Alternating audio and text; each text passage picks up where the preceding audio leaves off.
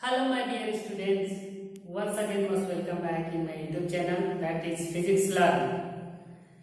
Today, I am going to tell about the concept of permittivity and relationship between the permittivity and relative permittivity. Okay, we have already learned about the electrostatic force on Coulomb's law, right? Here, permittivity and relative permittivity. Permittivity are the two types, that is epsilon naught, that is permittivity in free space. For the free space, we have to take epsilon naught. For the medium, we have to take epsilon. Epsilon means here for the different medium, value will be different, right? But for the free space, its value will be only constant. Our electrostatic force, suppose we have to take 2-point charges on free space, then our force on free space equal to K Q1 Q2 divided by R square, right? Or F naught equal to 1 by 4 pi epsilon naught Q1 Q2 divided by R square.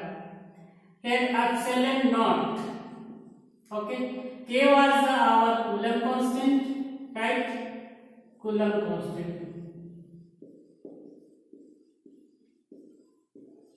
constant value of K.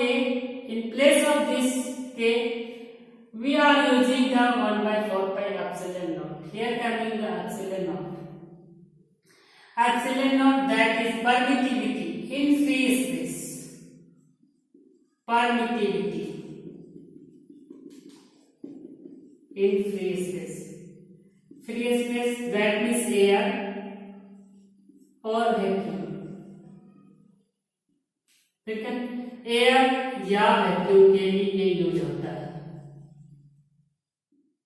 Vacuum. यहाँ पर it's value इसका value जो होता है 8.85 into 10⁻⁻12 coulomb square पर newton metre square.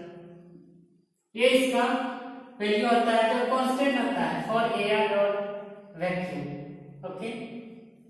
And their force, relationship between the force and epsilon naught, that is inversely proportional, right?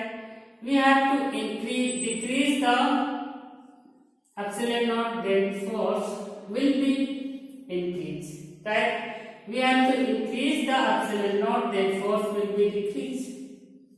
That means here epsilon naught or epsilon, it is permits to decrease the interaction between the charges, right? Here for medium के लिए हम लोग का force जो होगा, force on medium equal to 1 by 4 pi epsilon Q1 Q2 divided by R square. Suppose इसको question number 1 लेंगे, इसको क्वेश्चन नंबर 2। यहाँ पर देख रहे हैं ये एप्सिलॉन, दैट मींस यहाँ पर मीडियम में फोर्स जो होगा कम होगा in compare of air. Air के रिस्पेक्ट में फोर्स का जो वेट होगा वो कम लगेगा, एयर में फोर्स ज्यादा लगेगा और मीडियम में कम लगेगा, राइट? दैट मींस हम लोग दो चार्जेस को फ्री स्पेस में रखते हैं तो फोर्स ज्यादा लगता है, ठीक है। आप उसी को कोई मीडियम में रखे, वाटर में रखे, ग्लास में रखे या तो कोई ऑयल में रखे तो फोर्स क्या होगा, उसमें कम लगेगा, ठीक है। मीन्स यहाँ रिलेशंस जो देता है इसमें एप्सिलॉन नॉट जो होता है, ठीक है, epsilon not is less than epsilon not medium, ठीक है। उसी तरह से यहाँ जो फोर्स जो होगा इन मीडियम ठीक है, किसके रिस्पेक्ट में? Force on air, right. अब इसका रिलेशंस के लिए हम लोग ये इसको डिवाइड करते हैं एक दूसरे को, तो हम लोग को क्या मिलता है?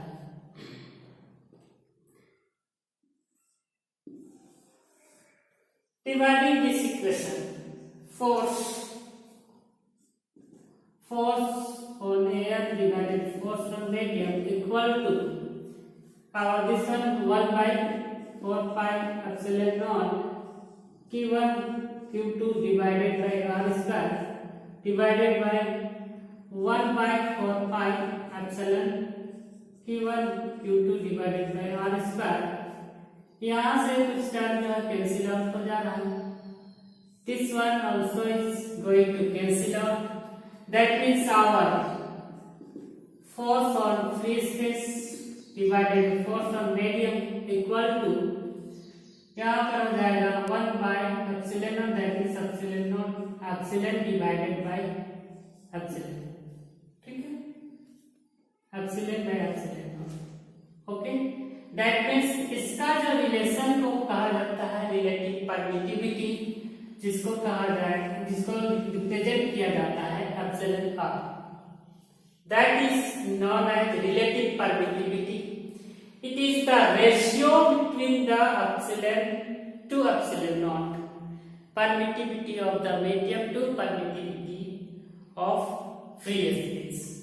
Okay, that means here was the two relation, that means F naught by Fm equal to epsilon r and epsilon divided by epsilon naught equal to epsilon r.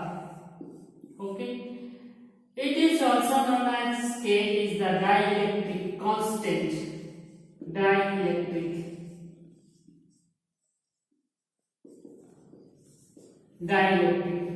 constant। ये दो इक्वेशन जो है हम लोग का यूज होगा numerical base question solve करने में, right. I hope you have to understood over here that means क्या है कि परमिटिविटी होता है मीडियम जो है ज्यादा होता है किसके कंपेयर में? एयर के कंपेयर में परमिटिविटी। वहीं पर फोर्स का बात किया जाए तो फोर्स जो है मीडियम में कम लगता है in compare of force on air.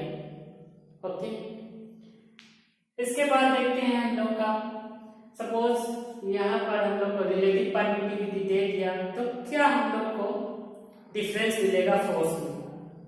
इसका न्यूमेरिकल क्वेश्चन कुछ बनाते हैं।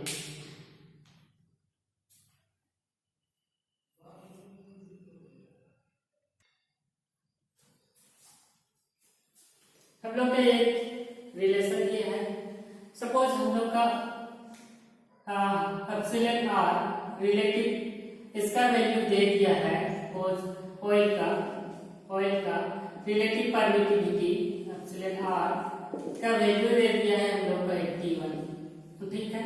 तो हम लोग का फोर्स जो होगा इसके रिस्पेक्ट में मीडियम के रिस्पेक्ट में एयर में कितना होगा, मीन्स हम लोग पुट करेंगे इसको 81 को यहाँ पर, तो हम लोग का force by F on medium equal to 81 है, तो force on air equal to 81 times of force on medium, right. Means हम लोग का जो है force on air 80 times product मिलेगा फोर्स ऑन मीडियम का, और इसी को हम लोग बता सकते हैं फोर्स ऑन मीडियम जो होगा force on air divided by 81 times है, ठीक। इसी प्रकार से हम लोग का इसमें हम लोग एप्सिलॉन निकालते हैं, तो हम लोग का फॉर्मूला है epsilon divided by epsilon not, that is epsilon r. Value दे दिया है इसका एप्सिलॉन नॉट इक्वल टू हम लोग का 81, तो हम लोग का medium permittivity on the medium जो हो जाएगा 81 times of permittivity in free space, ये मिलेगा।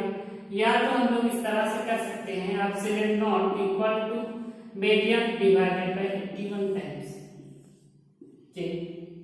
इसी प्रकार से डिफरेंट अगर इसका वैल्यू दे दिया relative permittivity of the glass, suppose relative permittivity relative permittivity of glass is 7 दिया है, ठीक है। तो हम लोग का क्या है कि इसमें से हम लोग फोर्स आप निकालना चाहेंगे तो हम लोग का फोर्स का रिलेशन देता है रिलेटिव परमिटिविटी से फोर्स का F naught divided by Fm equal to epsilon r। तो हम लोग का हो जाएगा F naught equal to 7 times of force of medium, और F ऑन मीडियम जो है force on air divided by 7, इस तरह से है। उसी प्रकार से हम लोग एप्सिलॉन निकालना चाहेंगे, एप्सिलॉन r का वैल्यू 7 दिया है, तो हम लोग का क्या हो जाएगा epsilon equal to 7 time of epsilon naught. इस तरह से क्वेश्चन जब रिलेशंस के बीच में कोई रिलेटिव परमिटिविटी दिया रहेगा तो ये दो रिलेशन से हम लोग फाइंड आउट करके बता सकते हैं कि हम लोग का ऑयल में फोर्स इन एयर में कितना टाइम्स ज्यादा होता है, ठीक है। उसी तरह से medium permittivity of the medium permittivity in the free space का हम लोग सॉल्व कर सकते हैं। I hope you have to clear this video. Okay.